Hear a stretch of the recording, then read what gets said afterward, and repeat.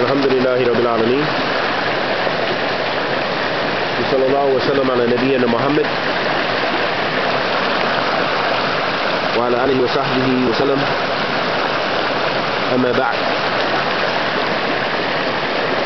Gaining knowledge is incredibly important in Islam, and in fact in life. But the most beneficial knowledge is al-nafiya, which is beneficial knowledge, which means knowledge of the Islamic tenets and principles. Understanding of the religion, as the Prophet ﷺ said, "Man yuridullahu bihi khayran yufaqihuhu fid-din." Whenever Allah wants good for a person, He gives them understanding of the religion. But in addition to gaining that knowledge, we have to practice. We have to practice that knowledge. So we have to understand it, take it from authentic sources, and practice it. After we have practiced that knowledge, and while practicing it, then we can preach. Because how can we preach? And may Allah forgive us for falling into this without practicing. Meaning you call people to do good, enjoin the good, and forbid evil. But yet you're engaging in evil and not calling people to do good. Or not doing good yourself. Or you say, you encourage people, you should pray your prayers in the mosque. You're inviting the people to pray in the mosque. But yet you yourself don't go to the mosque. وَعِيَاذٍ بِاللَّهِ مِنْ ذَلِكَ. And so we have to practice that knowledge.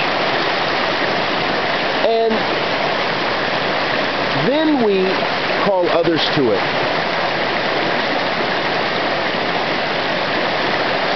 And while calling others to that knowledge is the aspect of being patient.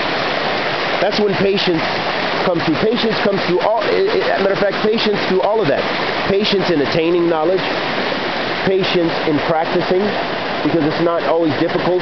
I mean, it's not always easy. Sometimes there's difficulty. And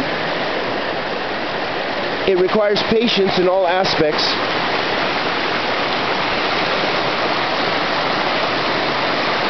Whether gaining knowledge,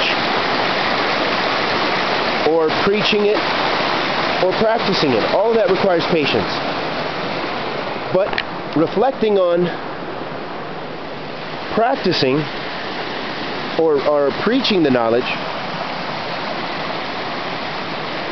that patience